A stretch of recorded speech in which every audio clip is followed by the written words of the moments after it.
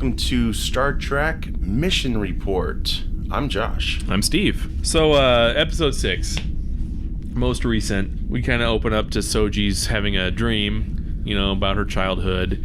It's kind of dream within a dream? It's like Inception. You don't understand. It's a dream within a dream. What? Oh, wow, you've blown my mind, you moron. So anyway, Soji, dreaming, something, this recurring dream she has as a child. And Narek is still continuing to manipulate her. He's a charmer. He's the absolute worst. He makes, makes Jack the Ripper look, reserved a little bit, I think. I think I love you. Yeah.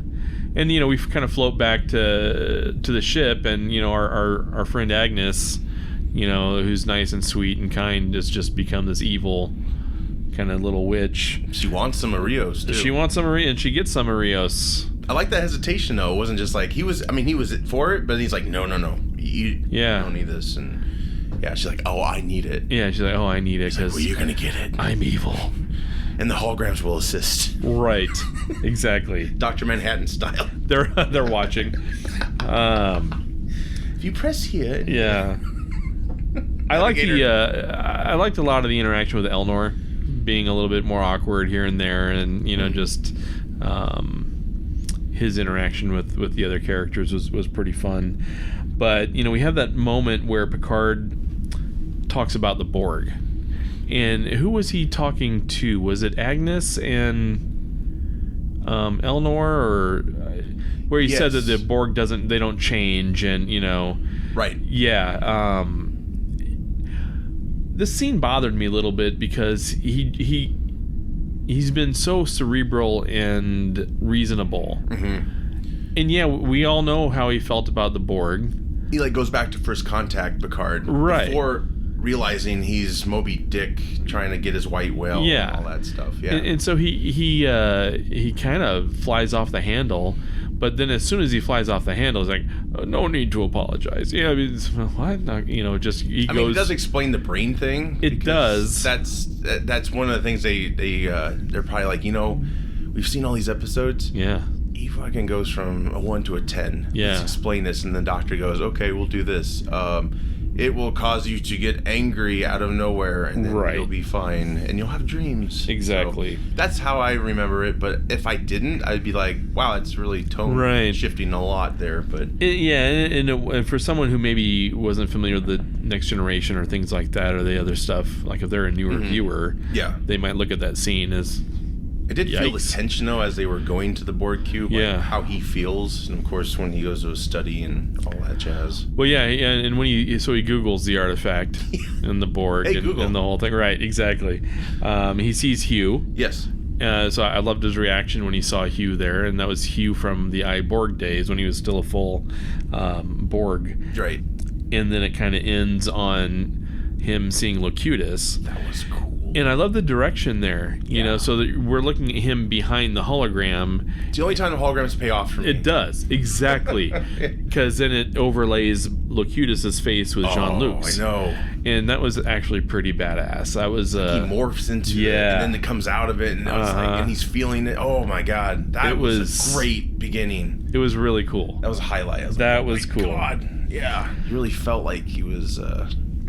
it's funny though. A lot of people are like, "How come he didn't know anything about this until now?" Right. Like, does he not read the newspaper? Or there's probably no newspapers. Or is he so detached? But I don't know. Must be. He's just getting drunk off his ass with the wine. Yeah, got his wine and his dog, and I don't know. Do you think he really does like the Chateau Picard? I think he does. I think he does, but I also think he doesn't like it as much as being in a ship. True. I think like any captain, you're kind of born for that, and right. But while I think he has a healthy respect for the vineyard and all that, I still think he's like a Kirk. He belongs in the chair, right? Not behind a desk, on Earth or whatever. Kirk even told him that, like, don't ever let them take you off the bridge of the ship. Yeah, because when you're there, you make a difference. You make a difference. Let's go. So and so we see Jamie and Cersei again. Yeah, she's Jamie tells Cersei to give him his toy back because Cersei was playing with his Rubik's cube, and yeah. I want it. That's the wrong. It's mine. That's the wrong show. Whoops. Could have fooled me. Yeah, that's such a creepy. Yeah. I mean, they don't show any sort of incest, but the inference it's implied is so there. And I really hope he never partake. I don't want to see it. Right? I don't know because of course they're not in real life. So I mean, if they're like in Game of Thrones, they can kiss and make out. Though, right? Just them with their faces, like, oh God, don't go there, please don't. Exactly. And so and so she, Cersei Lannister, is continuing to whine that her brother is getting too personal with the synth. With Soji and worrying that he won't complete the mission and blah blah blah. I start to wonder why these two characters are even doing anything together at this point if they hate each other so badly. Yeah, because they both act like they hate each other, and then she keeps acting like she wants to, have sex with her brother, and he's just almost completely detached from the whole thing. They're just very close, that's all. Yeah, just super close. Like you do with your siblings, just totally close together. Just touch each other. Yeah. So, at the end of that scene, he solves his Rubik's Cube. And that was nice. Yeah. So he gets a figurine. He got a little figurine. It was cute. Took him all his life to do. Took him all his life to do. And, the sister saw it so she could be so impressed by it. And so then, we figure out that Picard... they know all about the artifact now. Yep. They need to find a way to get on board. Trader Agnes suggests, going into scientists, and Picard rightly says that, there's no way that'll work because if the Romulans don't recognize him, surely the Borgs will because they don't forget anybody. So he puts his Frenchman outfit on. Yeah, so it goes back to the, eye patch. So, and, fast forward a little bit, as he's on the ship, one of the Borg drones calls him Locutus. Yeah.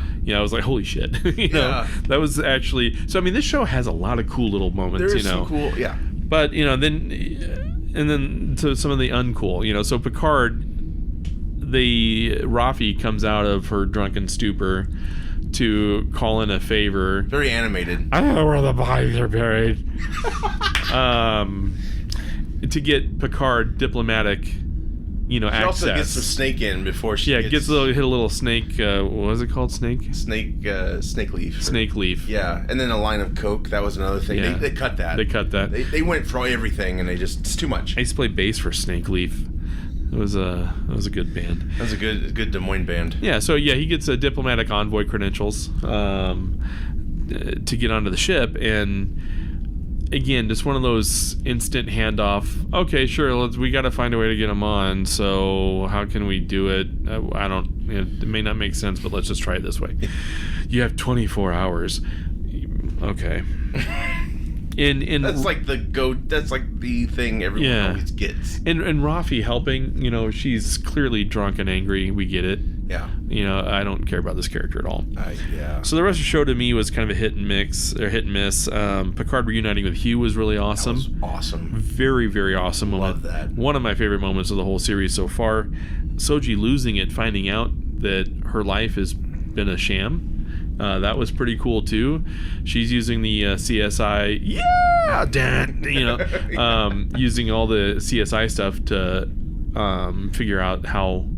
Yeah, it's like old. It's like 3 years. Everything's 3 years old. Yeah, everything was like 3 years old. All of her pictures of even her as a child, and so she realizes at that point, her life is probably a lie, which her friend Narek has been hinting at the whole time. Like they're trying to get info out of her before she gets activated, because I guess they won't be able to deactivate. So he's trying to get her activated. So he takes her to this room. And it's got candles kind of all over, and it looks almost like a mahjong piece, It's just, I'm like, I don't know whether it's like maybe a Chinese character. It's a game of life. Yeah, basically. Throw the dice.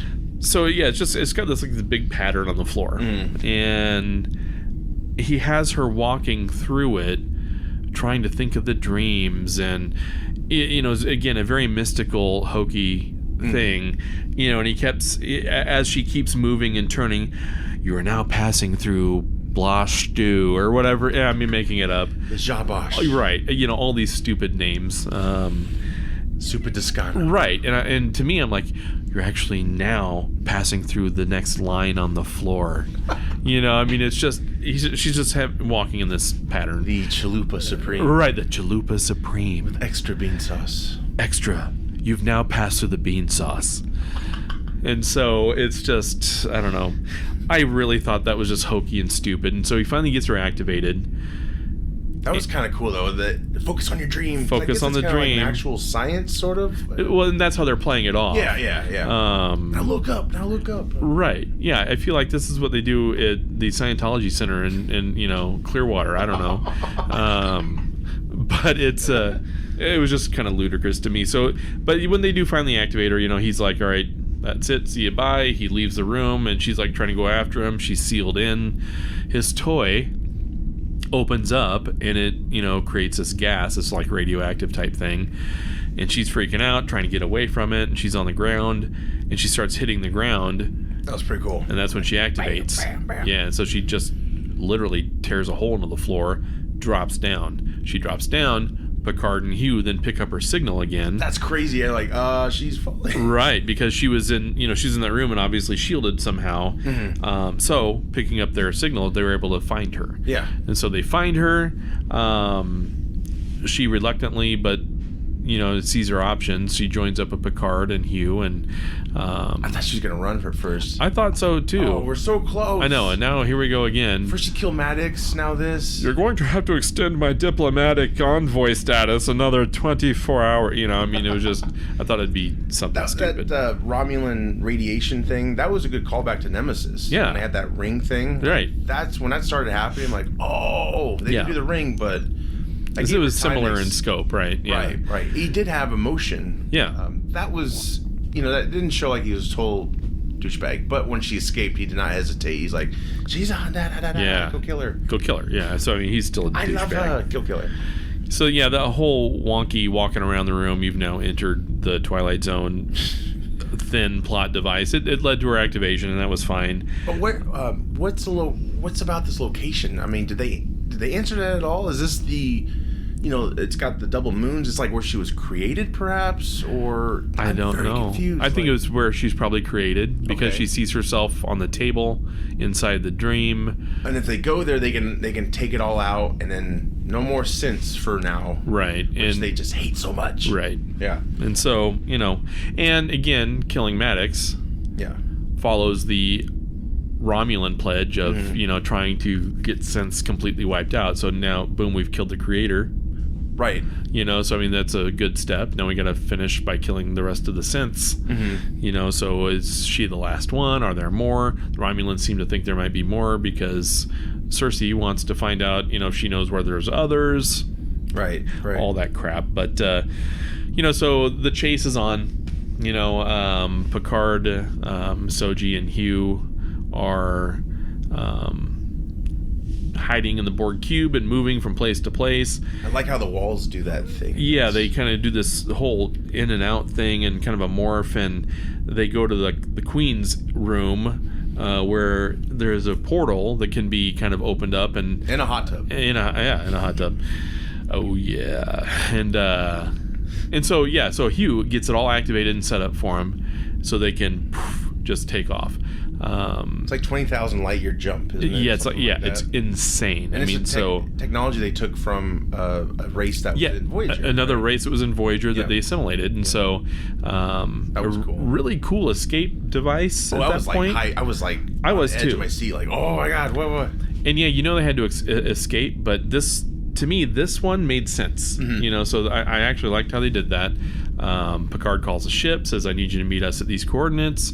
And, they're like, what the hell, dude? And they have no idea what's happening. And I'm sure we'll find out more next episode according to the previews on what happened with the ship. But, the Romulans are coming. They're chasing them. They're finding them. And right as they come in to find them, they get taken down by Elnor, who comes to the cube ship to protect Picard and then stays behind as they escape.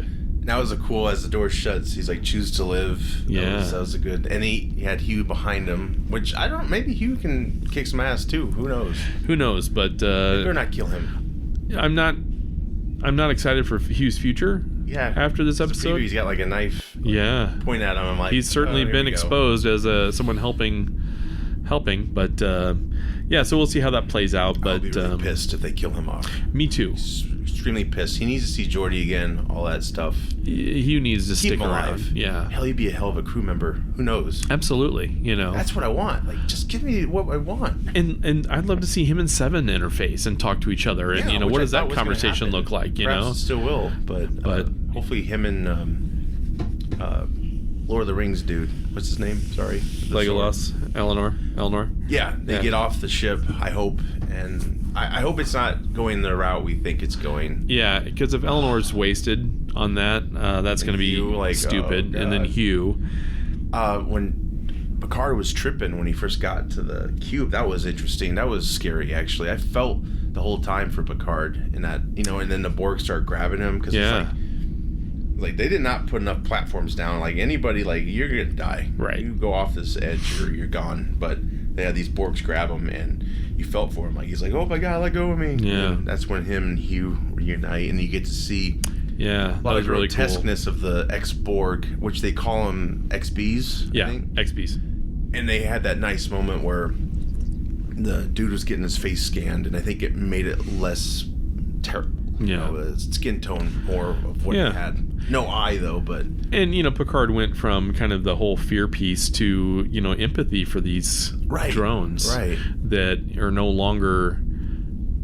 They're no longer in the collective, and just like Picard, they have another chance to find their way. Yeah, so I liked that realization from him in the episode. Yeah. That was pretty cool. And then he was like, perhaps you could be the voice for this cause, which makes a lot of sense. And Picard actually entertains it. Like, perhaps I could. Like, wouldn't it be badass if somehow Picard gets a Federation ship at the end of the season and he's got a lot of these ex-Borgs as crew people? Like, that'd be badass. Yeah, it would be interesting. Like, I have a feeling we're making this show better than it's not going to be. Better than with Seven as his number one. There you go. That'd be cool. And Riker, he's I'm sure it'll be chef. Rafi. JL. After that great seriousness of communicating, she gets up and just I think there's potential in all these characters, but the way she's written, I'm not a fan. I think it's just not earned, and just the whole substance abuse thing is just not. You would think in this future there's a shot for it or something. You know? It's so played out in a million shows. It's a trope. It's another trope. Like, I'm clean. Like, no, I don't want this in my Star Trek. Like, have another race be that way. That's fine. Like, maybe they could have picked up some person from another planet where not all of that's been.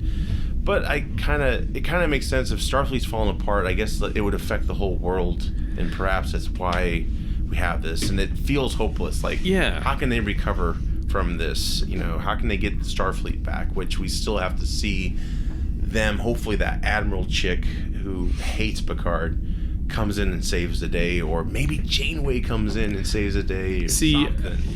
Something needs to happen, because at this point you don't have a lot of likable characters on the show. Just the old characters. You have Picard, Seven, Hugh, Soji you want to like, but she's a moron. Now that she's activated, it might be more interesting. Yeah. Because what was her sister's name? Dosh. So when she was introduced, she was pretty likable. Yes. And then they boom, episode 1, see ya. Right. Just like Maddox, hey, here I am, bye. And we're gonna have so much cool adventures. Right.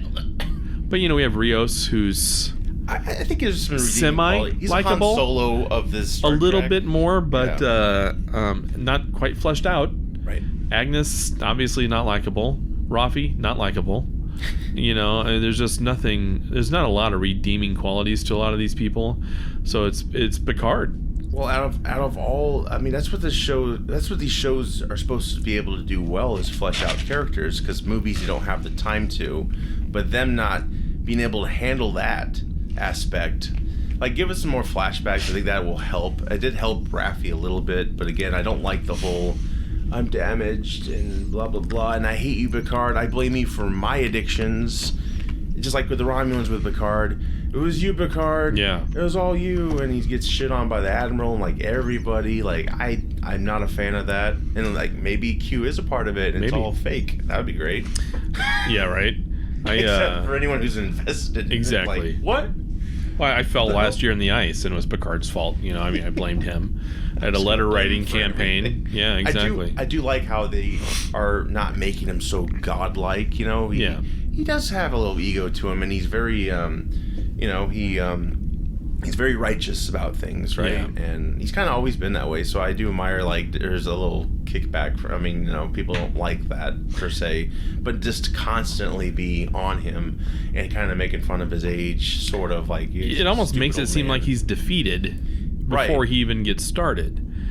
And I don't know, I prefer my Picard to be more self-assured and you know, but again, he's seen things. They've all seen things. Yeah, they've all seen things. So I'm excited for Riker and Troy next week. Right. Oh yeah, absolutely. I hope it's a good payoff. I'm gonna watch that on the balcony, overlooking the Gulf. There you go. It's going to be amazing. So and maybe an iPad will be joining the ocean that day. Maybe, or maybe not. Maybe not.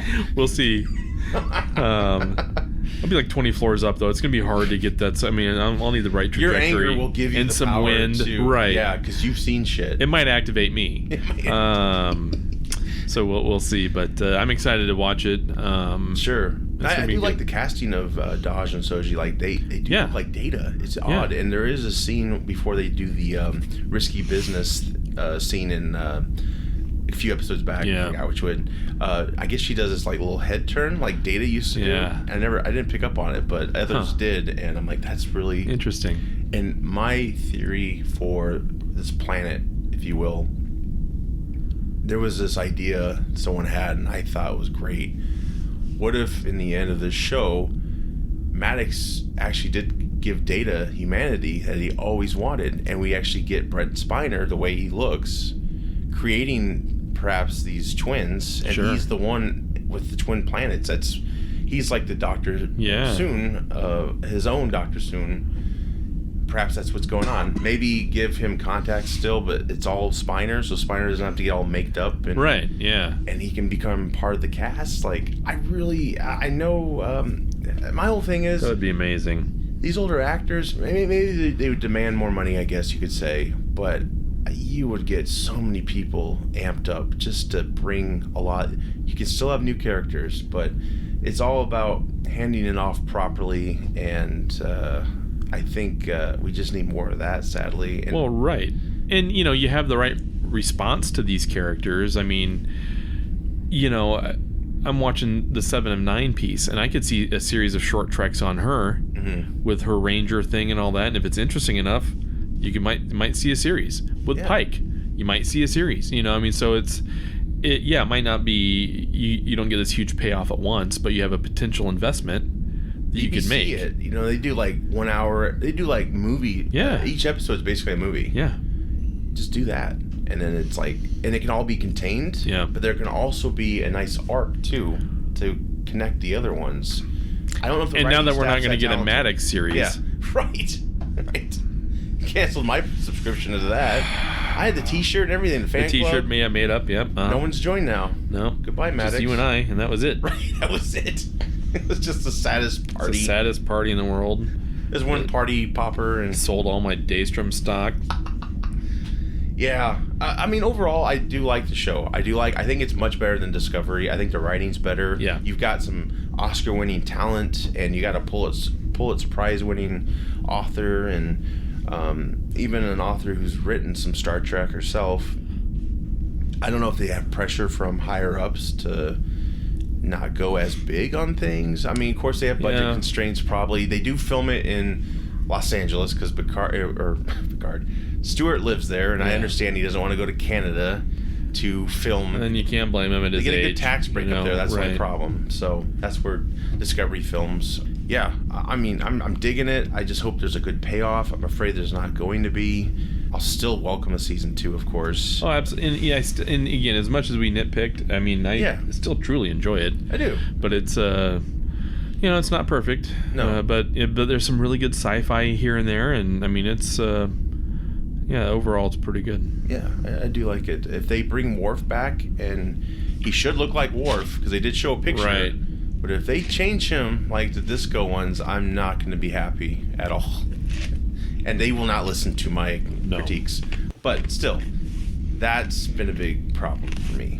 And I think we need a Captain Worf series. It's unfortunate because Michael Dorn, I think, pushed for that before this Kurtzman takeover thing. So hopefully he does get... that would be a cool ending to the series, too. It's just all these things thrown at you. And there's all these possibilities. Right. And hell, maybe they'll survey the audience. What do you like most? Although they're...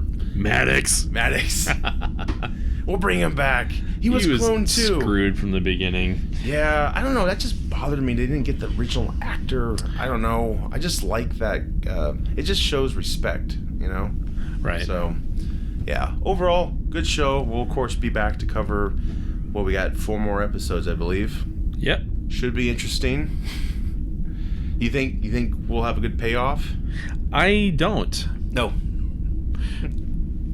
And if they, can start to pay it off in season 2 or whatever, I mean, fine. At least there's a season 2. So, I mean, I'm more patient if we don't get a big payoff by the end of the season. There's a lot of questions. Right. And I can't see it in 4 episodes like getting wrapped up. Yeah. Right. So, well, we'll toast to some Chateau Picard and hope for the best. Exactly. An 86, if you will. That's Raffi's favorite. That and the snake leaf. Yes. Give me more of that. Overall, good show. Continue to watch it if you're listening. Please do. I enjoy it. I think it's the best Trek we've gotten in a long time. Yeah. So, yeah, nothing's perfect. Not even old Trek. Still, it's really good, though. Right. Maybe Shatner will come back somehow. We'll see. If Q's revealed, that would be something. Yeah, I still think that's a possibility. That's like the biggest slap in the face hint in that first episode. Right. But we'll see how it works. He'll actually look at the camera and say, with all that doesn't make sense, right, it's gone. Yeah. We'll see how it works. Well, until next time, I'm Josh. I'm Steve. 2 to beam up.